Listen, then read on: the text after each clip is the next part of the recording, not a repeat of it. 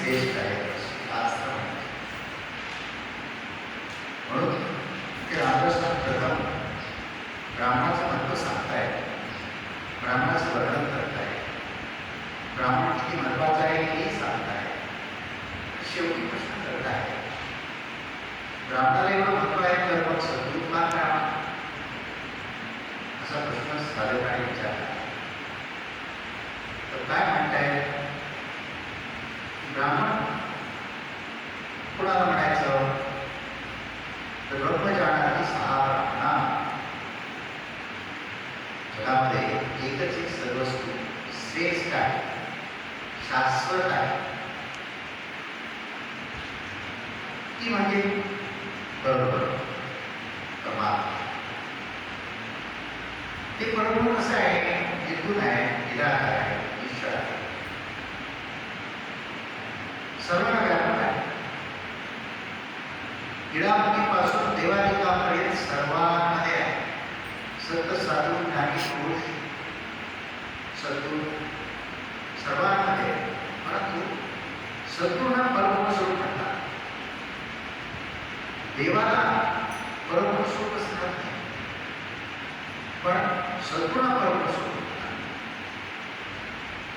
ब्राह्मण ब्रह्म जाणतो पण परब्रह्म स्वरूप नाही. तर ब्राह्मण अभ्यासासाठी ब्रह्म जाणारी 6 ब्राह्मण जी सर्वात श्रेष्ठ आहे ती पहिली कोणी जाणली तर एका व्यक्तीने जाणली. त्या व्यक्तीला ब्रह्म जाणलं पण ब्राह्मण असं म्हणण्यात आलं. तेव्हापासून ब्राह्मण वर्ण चालू झाला. अगोदर जगामध्ये वर्ण नव्हता, जात नव्हती, पंथ नव्हता, काही नव्हतं, अस्तित्व आहे विश्वामध्ये काही नव्हतं. नुसती एक पोकळी होती, नुसती पोकळी, आकाश. तिथे टाइम नाही, वेळ नाही, काळ नाही, रचनामध्ये नाही, आकार नाही, रंगत नाही, काही नाही, काही नाही. सर्व ठिकाणी ते एकच एक परब्रह्म भरून राहिलेलं होतं. त्याच्यामध्ये आता शक्य आहे सहज जेव्हा जाणीव होणार होती, त्या जाणीवेतून मूळ माया, तिचं स्वरूप ज्ञान आणि शक्ती आणि त्या मूळ मायेपासून जी शिवशक्ती म्हणतात किंवा प्रकृती पुरुष म्हणतात, शिवशक्ती म्हणतात, नावाकडे एकच आहे, ती निर्माण झाली. आणि त्याच्यात इनपुट निर्माण झाले, 3 तास पंचमावृत्ती निर्माण झाली. पंचमावृत्त विभूतीच्या संयोगातून 24 योगी निर्माण झाल्या, सगळं विश्व निर्माण झालं. पण हे सगळं कोणीच आठवण होतं तर ते ज्याने त्याने त्याला ब्राह्मण म्हणतात. आणि मग हे सगळं तयार झालं. वरिष्ठाची दिव्योनी पंचमावृत्तीमध्ये पृथ्वीचा भाग, डोंगर, पर्वत, भूमी, झाडे, पेडे आणि मग 84 जीवयोगी, पशुपक्षी, प्राणी, मनुष्ययोगी, पाणी, अग्नी आणि मग सगळे जे वायू हे पंचमावृत्ती आणि त्या 3 कालावधी असे एक सगळं विश्वाचं स्वरूप निर्माण झालं. आणि त्यानंतर ज्याने ब्रह्म जाणलं त्याने या समाजाच्या व्यवस्थेसाठी विचार केला. त्याच्यातून 4 वर्ण निर्माण झाले. मग क्षत्रिय म्हणून जो राज्यकर्ता, संरक्षण करण्याचं काम जो करतो, जो सशक्त आहे, त्याला क्षत्रिय म्हणतात. आणि जी काही देवाणघेण्याची देवाणघेवाण करणं कामं करत आहेत ब्राह्मण, त्याला वैश्य म्हणतात. आणि जी इतर कामं करत आहेत, साफसफाईची कामं आहेत, झाड उचलण्याची कामं आहेत, त्याला शूद्र म्हणतात. हे 4 वर्ण तेव्हा निर्माण झाले. म्हणजे तो पहिला ब्राह्मण आहे तो या सर्वांमधलाच एक आहे. त्याने ब्राह्मण जाणलं म्हणून तो ब्राह्मण झाला.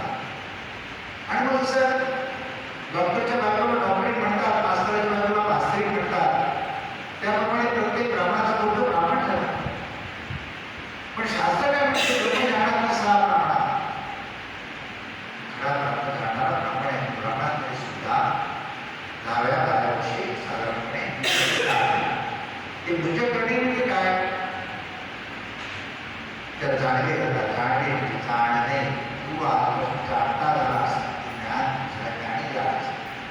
ते जाणणं म्हणजे ब्रह्म जाणणे, शास्त्र जाणणे, सशास्त्र.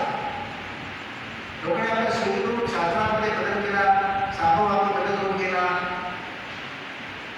पिढ्यापिढ्या अनेक बदल होत आहे. ते नव्हे, मूळशास्त्र काय, सशास्त्र काय, भगवंताचं स्वरूप काय, ते जाणणारा तू झालास. म्हणून त्याला ज्याचं जाणणार त्या प्राणाला काही विधी असतात, धार्मिक विधी असतात, ते करायला परवानगी देतात. असं मानलं जाते. आता हे ब्राह्मण जेव्हा ते जाणं म्हणजे नंतर होतं, ते त्याला बीज असतात, म्हणजे त्याचा दुसरा जन्म, म्हणजे ब्राह्मण म्हणून त्याचा दुसरा जन्म म्हणजे ते ज्ञान झाला. मग एखादा शुद्र कुळातला माणूस, शुद्र जातीतला माणूस, एखाद्या वेगळ्या धर्माचा माणूस ब्रह्म जाणत असेल तर तो ब्राह्मणच आहे. त्याला ब्राह्मण बनवण्याचं काम कोण करतं? सद्गुरू करतात. सद्गुरू त्याला त्याच्या स्वरूपाची ओळख करून देतात. ते परम सर्वांमध्ये आहे, हे प्रत्येक परम स्वरूप आहे. ज्याला ब्रह्म ब्रह्म म्हणताय ते प्रत्येक ब्रह्मच आहे. जाणले तो ब्रह्म राहिला, नाही जाणला तर इतर गोष्टीचं जाणे समाजामध्ये तो जीवन आहे. पण ज्याने जाणलं तो ब्राह्मण झाला. सद्गुरू गुरुमंत्र देऊन, ईश्वराची ओळख देऊन त्या शिष्याला बीज बनवतात, ब्राह्मण बनवतात. म्हणून जन्माला सद्गुरू भेटले तर आपण आपल्याला ब्रह्मस्वरूपाची ओळख प्राप्त करता येते आणि ब्राह्मण होता येते. त्याला तत्व आहे. सद्गुरू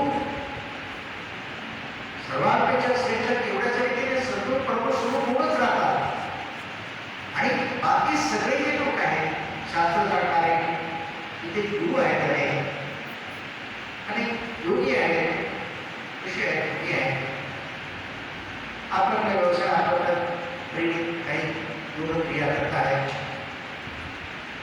पण ब्रह्मस्वरूपाची प्रचिती ज्याला देत आहेत तो स्वरूप असे फार कमी आहे, लाखोमध्ये. आणि त्याच्यामुळे अनेक देव झाले. रामकृष्ण आदी शिव हरिहरादी सर्वजण म्हणतायत की सद्गुरू श्रेष्ठ आहे. म्हणून त्या शंकराने पार्वतीला गीता सांगितली, गुरुगीता. त्याच्यामध्ये परिपूर्ण त्यांनी गुरुचं महत्व सांगितले. सुरुवाती शंकराने स्वतः 33 कोटी देव आदी ईश्वराच्या सद्गुरूचा महिमा गात आहेत. श्रीकृष्ण भगवानाने भगवद्गीता सांगितली, त्याच्यामध्ये गुरुचं महत्व सांगितलेलं आहे. रामकृष्णाने सर्व म्हणतायत की आम्हाला आमचं स्वरूप जे कळलं, देव ईश्वर परमात्मा, ते आमच्या सद्गुरूकडे कळलं. म्हणून हरिहराने सर्व ते स्वतः त्याला वर्णन करतात. ते सद्गुरू त्यांना फार करत आहे. ते परिपूर्ण परिपूर्ण सुख आहे. सद्गुरू गेला तर कोण सगळे देतात ते गुरु आहेत. पण मोक्षमुक्ती फक्त सद्गुरू देऊ शकतो. भौतिकाचं ज्ञान शाळा कॉलेजामध्ये मिळते, महाविद्यालयात मिळते. परंतु स्वरूपाचं ज्ञान, स्वस्वरूपाचं ज्ञान, ब्रह्मज्ञान पुस्तक वाचून मिळालेलं ते कामाला येत नाही. ते करण्याच्या रथासारखं आहे. आत्मप्रचितीने जर ते काम केलं तर ते जीवनामध्ये उपयोगी येतं. ते फक्त सद्गुरूच्या मुखाने श्रवण केल्यानेच प्राप्त होते. सद्गुरू म्हणून ते ज्ञान प्राप्त होण्यासाठी सद्गुरूवर सत्संग केला पाहिजे. त्याच्या सभासदांना पाहिलं जे काय आकार स्वरूप नंतर जे अवतारी देवदारी खूप गेले सद्गुरू काय श्रेष्ठ आहे, परमाचं स्वरूप काय आहे, भौतिक विश्वाचं स्वरूप काय आहे. मग भौतिक विश्वाला विद्या म्हटलेला आहे, माया म्हटलेला आहे. तर ते सगळं बदलणार आहे, नाश पावणार आहे. पण ज्याच्यामुळे ते उभं राहिलेलं आहे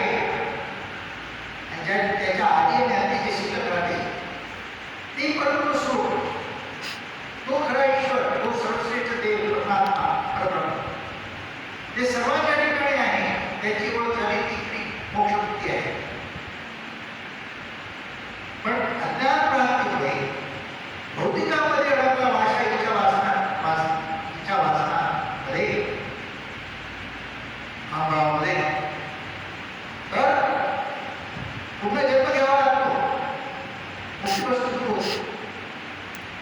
आणि बरोबर निघून निराकार निश्चळ दाखवता येत नाही, पाहता येत नाही. बाकी सगळे गुरु आहेत, स्वतःला ज्ञानी समजणारे आहेत, भौतिकाचं ज्ञान देतात, ज्याला गुरु महाकार आहे. पण निघून निराकार आहे, तिथे बुद्धी पोचू शकत नाही, देहमध्ये पोचू शकत नाही. तिथे इतर कुठल्या भौतिकाचं ज्ञान मिळाला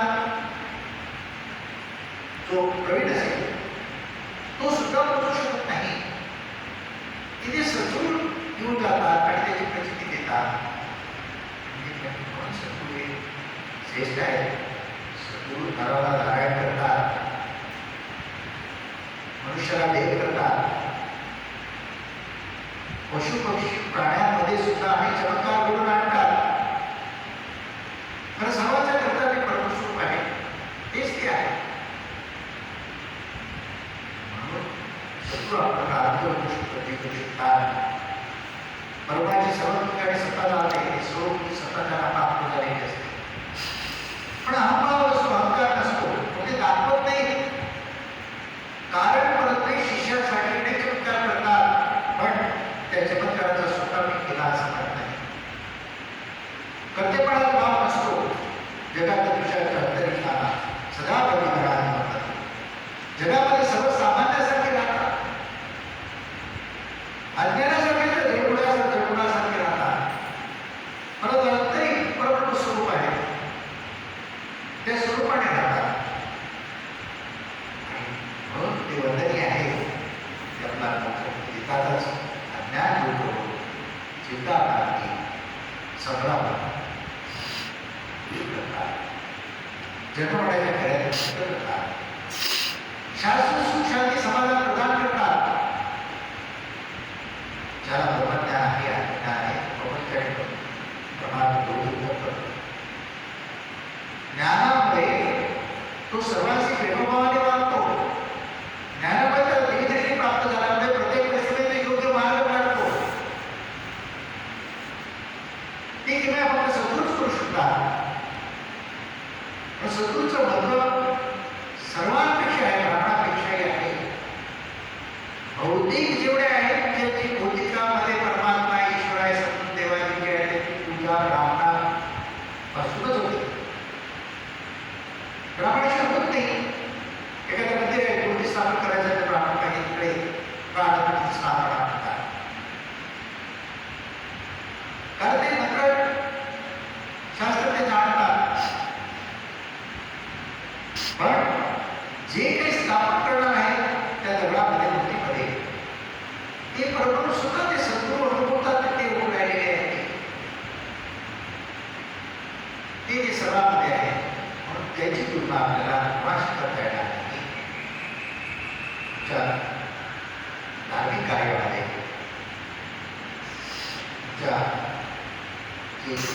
वेदवाक्यामध्ये संस्कृतीमध्ये ब्राह्मण वंदनीय आहे.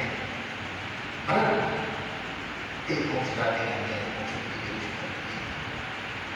मोक्षमुक्ती आणि शास्त्रशास्त्री समाधान सुख सद्गुरू प्रदान करू शकतात.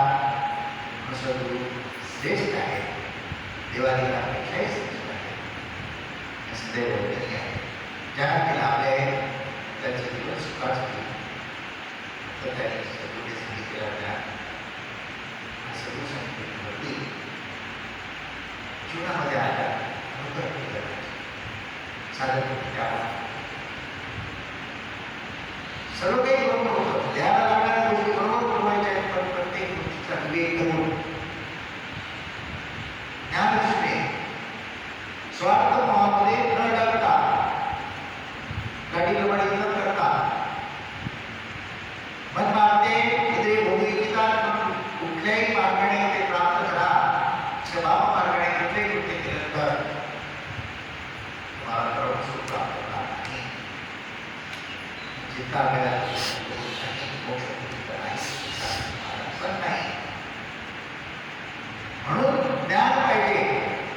ते ज्ञान जे आत्मज्ञान, स्वरूप ज्ञान ते फक्त सद्गुरू देऊ शकतात. कारण ते मूळस्वरूप परब्रह्म आहे, कधी शब्द बोलू शकत नाही. वेदाने सर्व शास्त्रे जगली, फक्त संत सद्गुरू जीवनामध्ये शास्त्र सुशांती समाधान काढायचे, मोक्ष करायचे.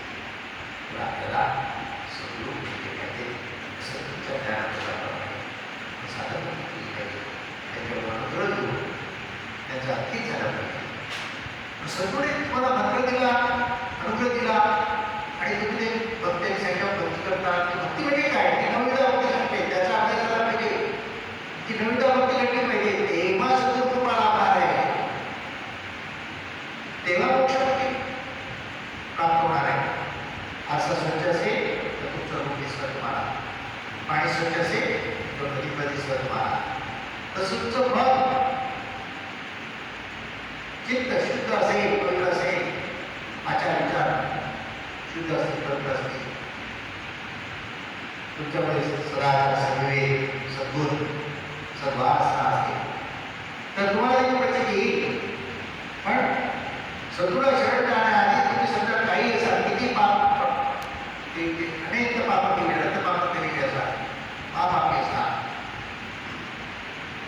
सद्गुरूमध्ये, सद्गुरूच्या गुरुमंत्रामध्ये, नामामध्ये हा जगभर पाप आवडायचे बऱ्याच वाढ केला. अनेक देवत्वाला देवस्वरूप बनवलं, अनेकांना मोक्ष मिळाले. म्हणून सद्गुरू सर्वांना श्रेष्ठ आहे, भरपूर श्रेष्ठ आहे. तेच राजा रविदास